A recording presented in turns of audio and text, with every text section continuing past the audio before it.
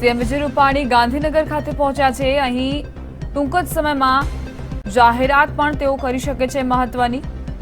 ખાસ કરીને ખેડૂતોને લઈને રાહ જોવાઈ રહી હતી। હવે જોવાનું રહેશે કે ખેડૂતો માટે કઈ મોટી જાહેરાત કરવામાં આવી શકે છે।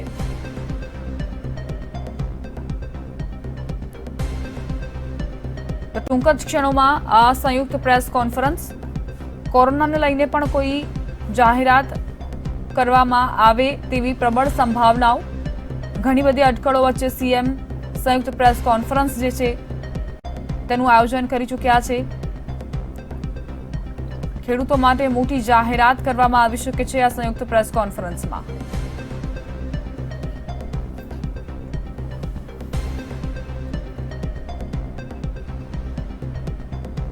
તો ગઈકાલે જ માહિતી સામે આવી ગઈ હતી કે મુખ્યમંત્રી સંયુક્ત પ્રેસ કોન્ફરન્સ કરવાના છે અને આ દરમિયાન મોટી જાહેરાત પણ સીએમ દ્વારા કરવામાં આવી શકે છે। જાણો છો કે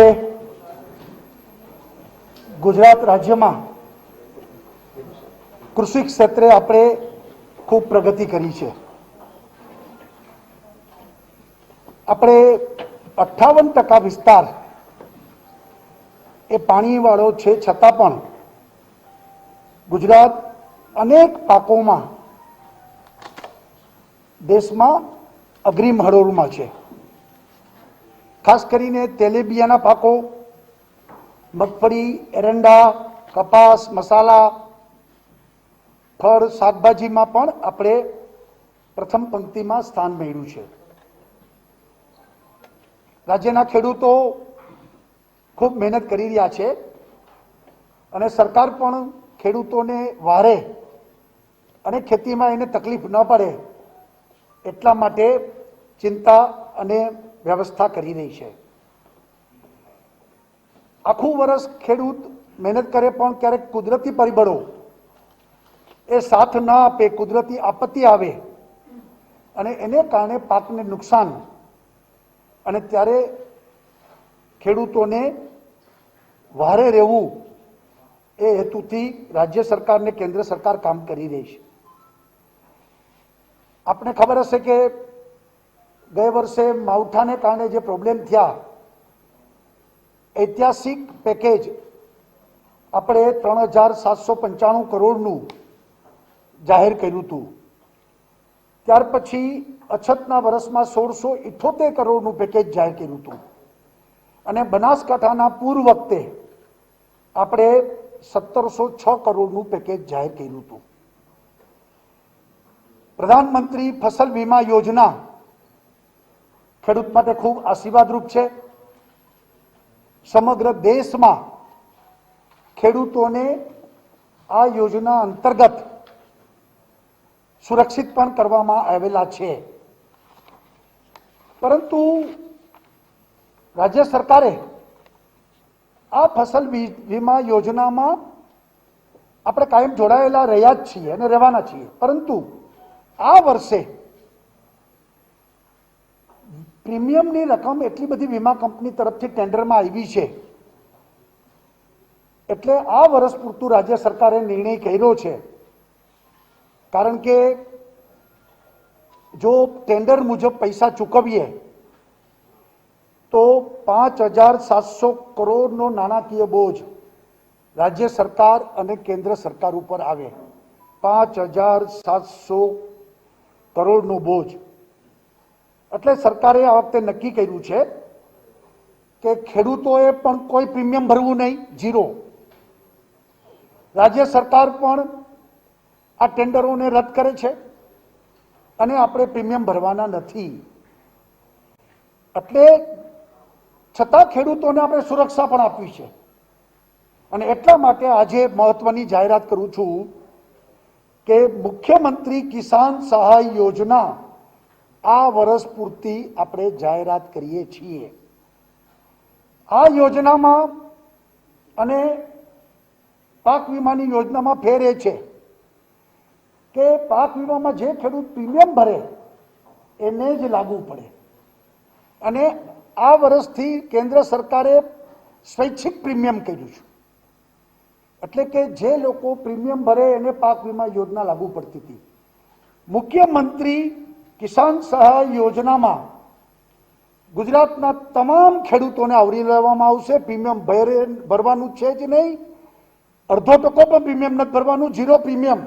અને ગુજરાતના તમામ ખેડૂતોને આવરી લેવામાં આવશે. આ એક મોટી બાબત છે. બીજી વાત કે આ યોજના ખરીફ પાક પૂરતી લાગુ પડશે, ચોમાસા આધારિત. એટલે ખરીફ પાકમાં જે કાંઈ તકલીફ પડશે એને આ યોજનાનો લાભ મળશે. વન અધિકારી અંતર્ગત જેને સનદ મળી છે, જે આદિવાસી ખેડૂતને, એને પણ આ યોજનાનો લાભ મળશે. ભૂતકાળમાં પાક વીમામાં આદિવાસી ખેડૂતોને કદી લાભ મળતો નહોતો. આ યોજનામાં એને પણ લાભ મળશે. પ્રીમિયમ કે નોંધણી ફી, રજીસ્ટ્રેશન ફી નથી, કશું નહીં, 0. આમાં આપણે અનાવૃષ્ટિ એટલે કે દુષ્કાળ, અતિવૃષ્ટિ એટલે પૂર, અને માવઠું કમોસમી વરસાદ આપણે એને આવરી લઈએ છીએ. એટલે 3 પ્રકારની નુકસાની. દુષ્કાળ હશે તો એને લાગુ પડશે આ યોજના, અતિવૃષ્ટિ થઈ હશે તો એને પણ લાગુ પડશે, અને માવઠામાં વરસાદ પડીને ખેડૂતને નુકસાન થશે તો એને પણ આ યોજનાનો લાભ મળશે. રાજ્યના નાના, સીમાંત અને બધા મોટા ખેડૂતોને આ યોજનામાં આવરી લેવામાં આવ્યા છે. એટલે ખેડૂત માત્ર આ યોજનામાં આવરી લેવામાં. મહત્તમ 4 હેક્ટરની મર્યાદા રહેશે. 4 હેક્ટર સુધીની સહાય આપણે ચૂકવશું. 33% થી 60% નુકસાન થયું હશે, 33% થી ઓછું હશે તો 0, પણ 33 થી 60% નુકસાન હશે તો હેક્ટરે 20,000 રૂપિયા આપણે આપીશું. અને 60% ઉપર હશે તો હેક્ટરે 25,000 રૂપિયા નુકસાન પેટે. એટલે 4 હેક્ટર હોય તો લાખ રૂપિયા એ ખેડૂતને મળશે. 2 હેક્ટર હશે તો 50,000 રૂપિયા એને મળશે. આ રીતે આપણે આપીશું. ડીબીડીથી, ડાયરેક્ટ બેંક ટ્રાન્સફર થી પૈસા બધા ખેડૂતના ખાતામાં પૈસા ચૂકવાઈ જશે અને મળી જશે. ટૂંકમાં સાવ સિમ્પ્લિફાઈ કરી નાખ્યું પાક વીમો. જે પાક વીમામાં વીમા કંપનીમાં ફોર્મ ભરવાના ને કાપણી ને ફ્રેશ ઈલ અને આ બધું, પછી એ લોકો નક્કી કરે કેટલો આપવાનો, શું આપવાનો.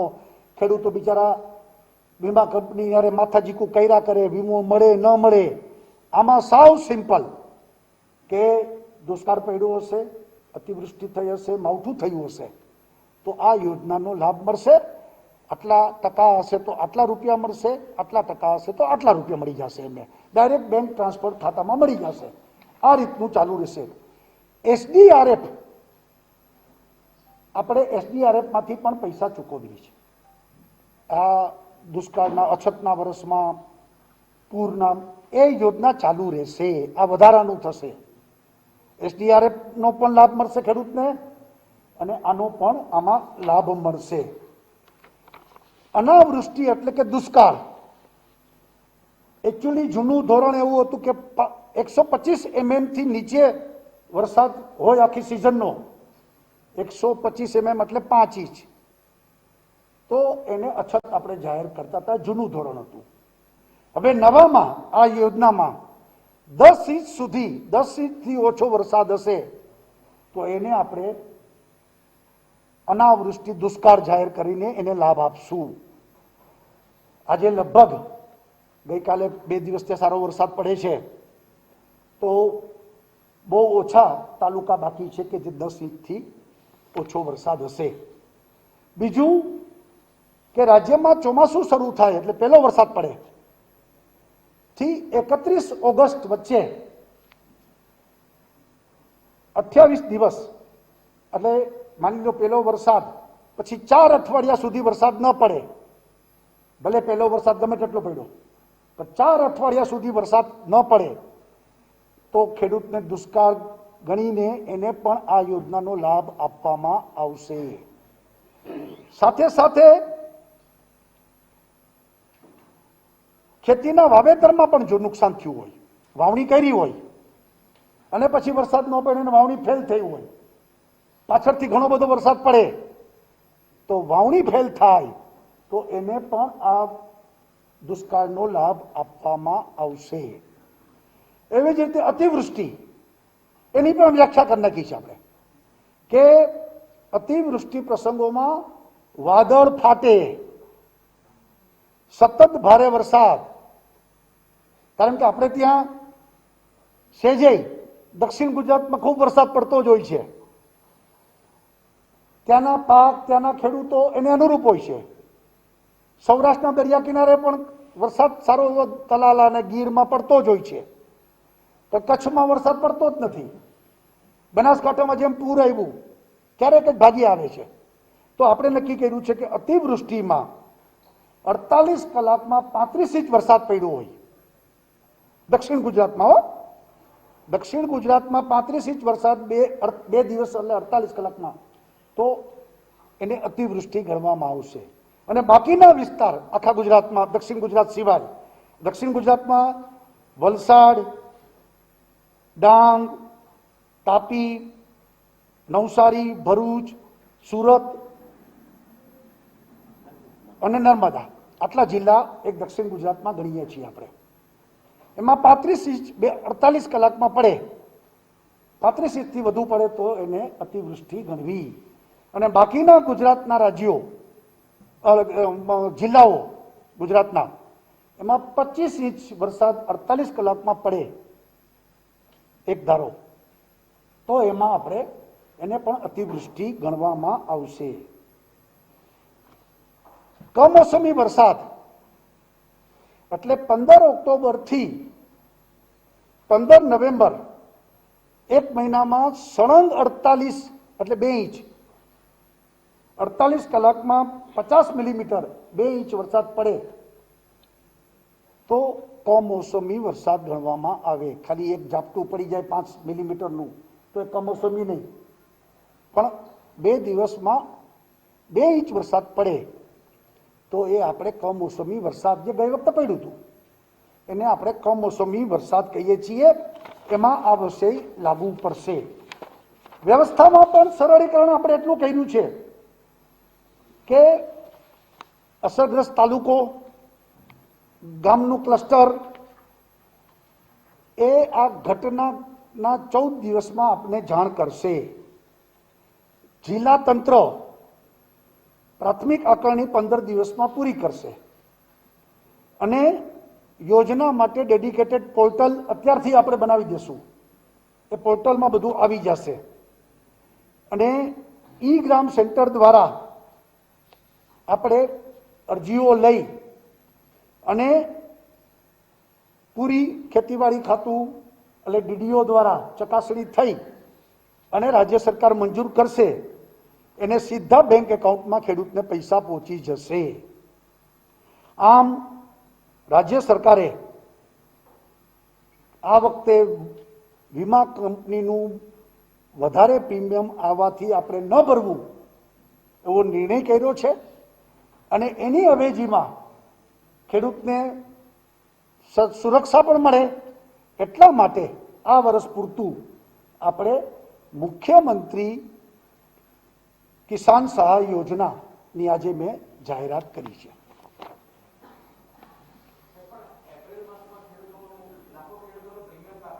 એટલે એ જે પ્રીમિયમ કાપ્યું છે, કારણ કે ટેન્ડર પ્રોસેસ ચાલતી હતી, જો ટેન્ડર નીચા ભાવે આવ્યા હોત તો આપણે એ પ્રીમિયમ વાળું જૂનું ચાલુ રહે. હવે બધાને પ્રીમિયમ પાછું આપી દેવામાં આવશે.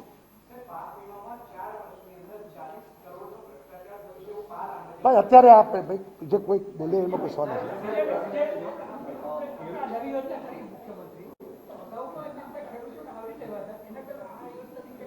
એટલે અગાઉ સરેરાશ લગભગ 15-17 લાખ ખેડૂતો પ્રીમિયમ ભરતા હતા, મેક્સિમમ 20 લાખ, પણ 15 થી 20 વચ્ચેનો ફિગર આવતો હતો. એક જવાબ તો પતાવી દો ને. એક મિનિટ ભાઈ, અવાજ ન થાય આપું કાગળો. પરંતુ આ યોજનામાં ગુજરાતના જે 56 લાખ ખેડૂતો છે એ બધા યોજનામાં આવરી લેવામાં આવશે.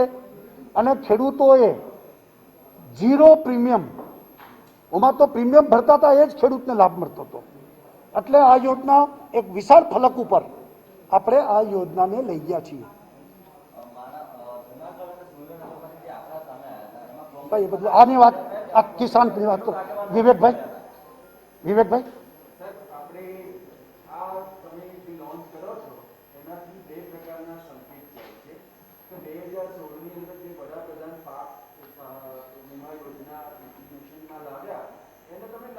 ના નથી નકારતા. નહીં પેલા સ્પષ્ટતા, કોઈ નકારતા નથી. મેં કીધું, એક મિનિટ તમે સાંભળી લો, 4 વખત હું બોલ્યો કે માત્ર આ વખતે પ્રીમિયમ વધારે આવવાથી આ વર્ષ પૂરતી આ યોજના ચાલુ રહે છે. પ્રધાનમંત્રી ફસલ વીમાની મેં શરૂઆત કરી છે કે ખૂબ સારી યોજના, આખા દેશમાં લોકોને સુરક્ષિત કર્યા છે, એટલે કોઈ નકારવામાં નથી આવતી.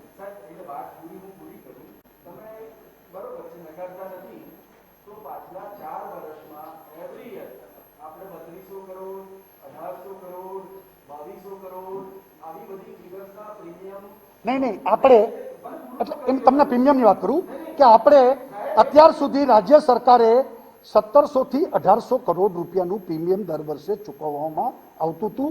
એટલું જ પ્રીમિયમ કેન્દ્ર સરકાર ચૂકવતું હતું. એટલે રાજ્ય સરકારે 1700-1800 કરોડથી કદી પણ વધારે પ્રીમિયમ ચૂકવ્યું નથી. નંબર 1, એટલે ગેરસમજ ન થાય.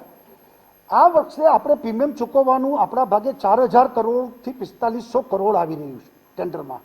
જો ટેન્ડર જૂના પ્રીમિયમના દરથી આવ્યું હોત તો આપણે આ યોજના જાહેર કરવાની આવશ્યકતા પણ નહોતી. પણ આ વખતે જ્યારે 4000-4500 કરોડ એકલા રાજ્ય સરકાર, કેન્દ્ર સરકારના અલગ, માટે આપણે આ ટેન્ડરોને મંજૂર ન કર્યા, છતાં ખેડૂતોને આપણે સુરક્ષિત કર્યા.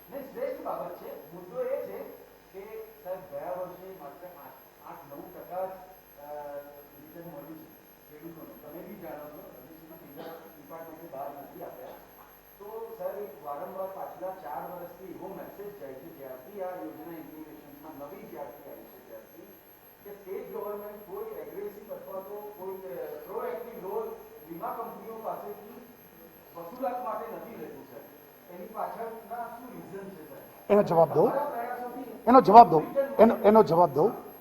પહેલા તો પાક વીમો એ વીમો છે. વીમાનો મતલબ કે જેમ આપણે વ્યક્તિગત વીમો લઈએ છીએ તો અકસ્માત થાય તો વીમો મળે. દર વર્ષે પ્રીમિયમ તો ભરતા જ હોય બધા, પ્રીમિયમ ઇન્સ્યોરન્સ કંપની લેતી જ હોય, પણ એનો અર્થ નથી કે જેટલું પ્રીમિયમ લઈ ગયા છે એટલું તમને પાછું આપતા જાય. અકસ્માત થાય તો વીમો છે. એમ આ પાક વીમાની પોલિસી પણ નુકસાન થાય તો જ વીમો હોય. ગયા વખતે રાજ્યમાં 100%થી વધુ સારો વરસાદ પડ્યો હોય તો બધાને એ વાત, જ્યાં ખરેખર નુકસાન થયું હોય, વીમા કંપનીના જે નોર્મ્સ અને એગ્રીમેન્ટ છે એ મુજબની વ્યવસ્થા હોય તો જ એને પ્રીમિયમ મળે, વીમો મળે. પરંતુ તમારી એક વાત સાથે આપણે સંમત થઈએ કે વીમા કંપની એ એકદમ સરળ સુવિધા કે સરળ વ્યવસ્થાને બદલે એમની વ્યવસ્થાઓ અટપટી હોય છે. ખેડૂતો એમાં કન્ફ્યુઝ થતા હોય છે, નારાજ થતા હોય છે. એટલે અમે આ વખતે આ યોજનામાં એકદમ સરળીકરણ કરી નાખ્યું છે કે ભાઈ 10 ઇંચથી ઓછો વરસાદ પડ્યો હોય તો એ એલિજિબલ જ, એને અહીંયા અરજી કરવાની જરૂર નથી. જે લોકોએ 35 ઇંચથી વધારે વરસાદ પડ્યો કે 25 ઇંચથી વધારે વરસાદ પડ્યો 48 કલાકમાં, તો એને મળવાનું જ છે. એકદમ સરળીકરણ કરી અને નોર્મ્સને ક્લિયર કર્યા છે. બજેટ તો આમાં જેટલું થાય, આમાં કેટલું થશે નુકસાની તો ખબર ન હોય, પણ તમે જે વિષય કીધો છે એટલે આપણે દર વખતે 1700-1800 કરોડ રૂપિયા તો પ્રીમિયમ પેટે ભરતા જ હતા. આ વખતના બજેટની જોગવાઈમાં પણ 1800 કરોડ રૂપિયા પડેલા જ છે. એટલે આપણે એની આસપાસ ખર્ચ થશે માની અને આપણે કરી છે.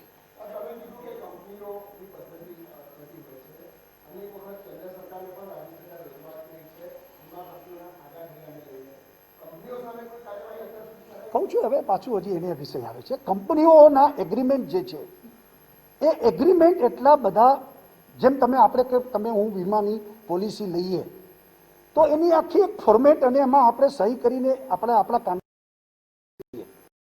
આટલું હશે તો જ તમને વીમો મળશે, નહીંતર નહીં મળે. આટલા ટકા ઇન્જરી હશે, આટલા ટકા ફલાણું ઢીકણું, એમ ખેડૂતના પાક વીમામાં ખેડૂતને જે ઈલ્ડ, જેટલું નુકસાન, એની વ્યવસ્થા, એને કારણે મેં કીધું ને, એટલી આ બધી વસ્તુ ખેડૂત અને કાયમ પાક વીમા કંપની વચ્ચેની ફરિયાદો રહી છે. એક મિનિટ, રાજ્ય સરકાર આ બાબતમાં દરેક વખતે પાક વીમા કંપનીઓ સાથે અમે વખતો વખત મિટિંગો પણ કરી છે. અમે પાક વીમાની સામે અલગ અલગ વખતે ઉપર રજૂઆતો પણ કરી છે કંપનીઓ સામે, વીમા કંપનીઓ સામે, અને આપણે કરતા એવા છીએ. પરંતુ મેં કીધું આ વખતે માત્ર ને માત્ર આપણે જે પ્રીમિયમ ઊંચું આવ્યું એટલે આ વખતે આપણે પ્રીમિયમ ન ભરવું અને ટેન્ડરને સ્ક્રેપ કરવું, એવો નિર્ણય આપણો આજનો છે.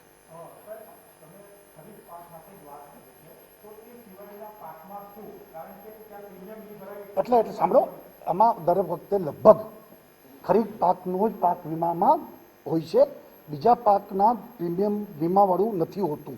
એટલે આપણે પણ ખરીફ પાકને પકડીને જ ચાલ્યા છે.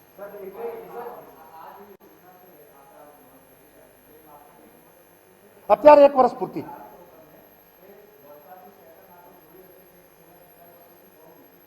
તો ડિસેમ્બરથી તો પછી વરસાદ ન હોય, એટલે આ વર્ષ પૂરતું જ થાય ને. આપણું નવું વર્ષ પાછું આવતું જૂનમાં શરૂ થાય વરસાદી સિઝન.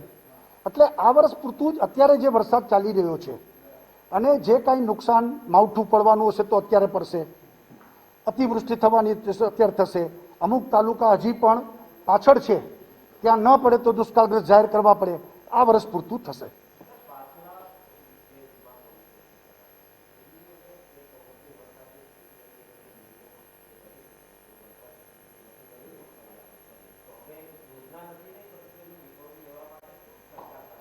શેની રિકવરી? ગઈ વખતનું જે પ્રીમિયમ ભરાયું છે અને હજુ ખેડૂતોની જે માગણીઓ છે કરશું.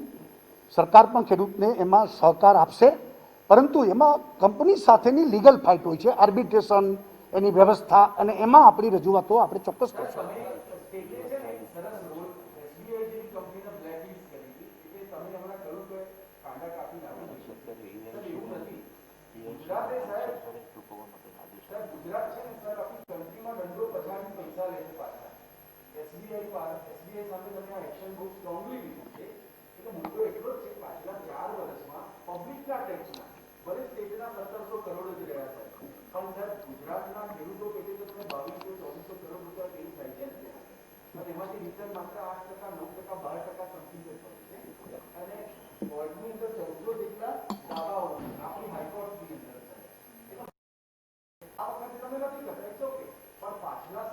ચોક્કસ પાછલા સમયમાં કોર્ટમાં જે દાવાઓ ચાલે છે, જે કંઈ આપણી માગણીઓ છે, લિટિગેશન છે, એમાં અમે ખેડૂત સાથે છીએ અને ખેડૂતોને પૂરતી મદદ સરકાર એમાં કરશે.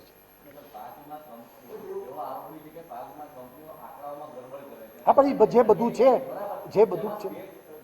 અરે ભાઈ કહું છું, એમાં જે છે એની લીગલ ફાઇટ છે, આર્બિટ્રેશનની વ્યવસ્થા હોય છે, કોર્ટની વ્યવસ્થા છે, એમાં આપણે ખેડૂતો સાથે જ છીએ.